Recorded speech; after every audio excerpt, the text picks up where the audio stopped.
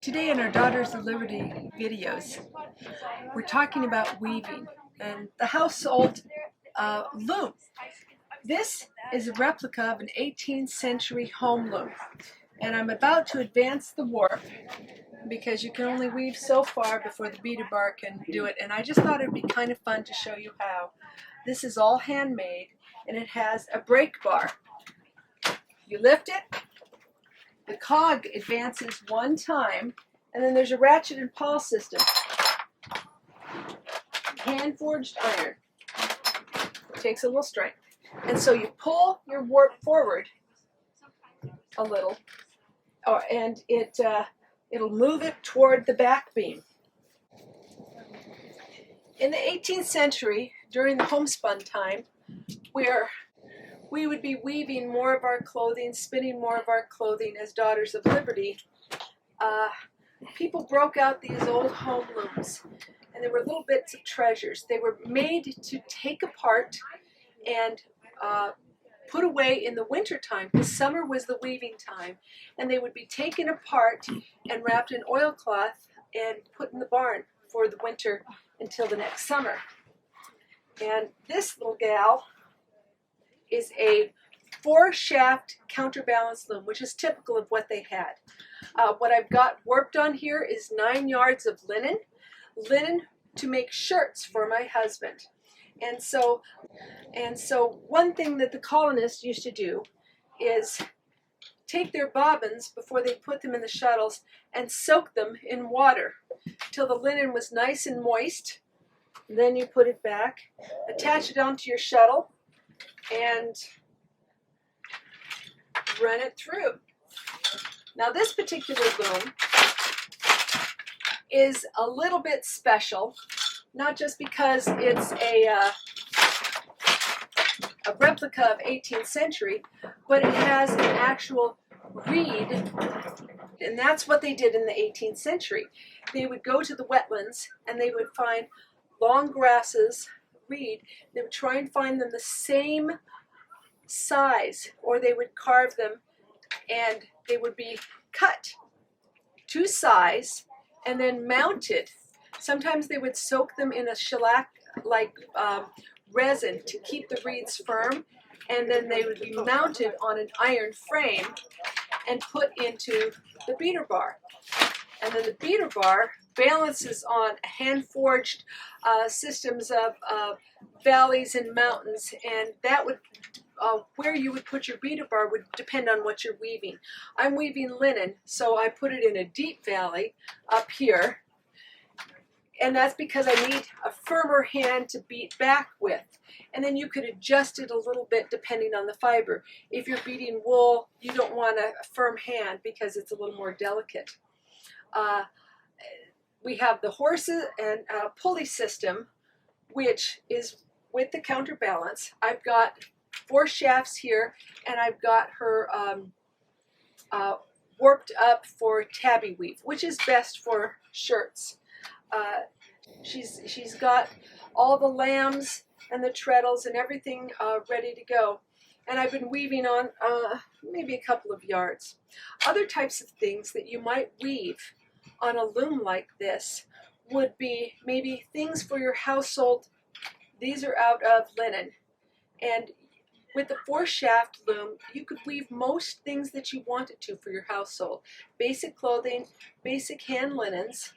This would be a little tablecloth out of hand-spun linen with maybe a design that would be kind of nice. And these are overshot designs. In the 18th century, overshot was very popular. This, again, is just another table runner, and you can see the overshot design much better in 2 colors, where you would have a simple linen going on your warp, and then on your weft you'd have a thicker linen, and then you would get your designs and run an overshot, and then you have tabby weave in between. Other things that would be run on a loom like this that was really important were, of course, your blankets. This, again, is a simple overshot that doesn't require tabby weave, and with their coverlets and their blankets, you would have a long linen warp for strength, and then The weft is wool, and this is from hand-spun Shetland wool. And as you notice, this loom is only about 30 inches wide. And so not all looms were very big. You had some, but this is a household loom. So in your blankets and many of your other household goods, you'd seam them together, and that was typical. In shirts, the average was anywhere between 20 and 30 inches. One thing that's different about modern weaving is all your harness has string heddles. You would use a temple. This is a temple that helps keep what is called your selvage edge nice and straight. And a temple is a kind of fun little beast. It has very, very sharp teeth. And you put the teeth into one edge and the other edge, just on the very edge, and you lock it down. And that helps keep my selvage edges nice and straight. And that was very common in the colonial days. So during the homespun era, it was our patriotic duty to try and not buy clothing from England because of the boycotts. And so we broke up the spinning wheels, we broke out our looms, and we tried to do our patriotic duty, which shows how much women had to sacrifice because it took a long time to do this. One last thing. If you didn't have a loom and you lived in a village, typically the way that was done for the weaving in the village is they would find the woman a person who had a loom or the fastest weaver, and she would weave for the village. So the way that was done is the Martha's household would spin all their linen and their wool, and they'd bring it to my house, and I would weave their cloth. In turn, Martha would feed my family, and as well as clean up. So she's providing the food and the cooking and the cleanup while I'm weaving her cloth. And in the meantime, we have Anne right behind her waiting to get her cloth done. And so that was a way that the weaver could take care of her friends and people in the village and get everybody's cloth so they could sew their new shirts and things by winter. It's a lot of work. With this particular loom, she takes 3 days to warp, and that includes making the warp, and I use a warping mill, and then I can weave. I've got 10 yards warped on here, and I can weave that easily in 3 days.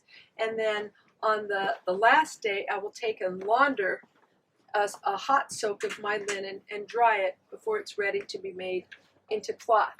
So it usually took 10 spinners per one weaver to handle that cloth, which is a lot of work and a lot of sacrifice, but it's what we did for liberty.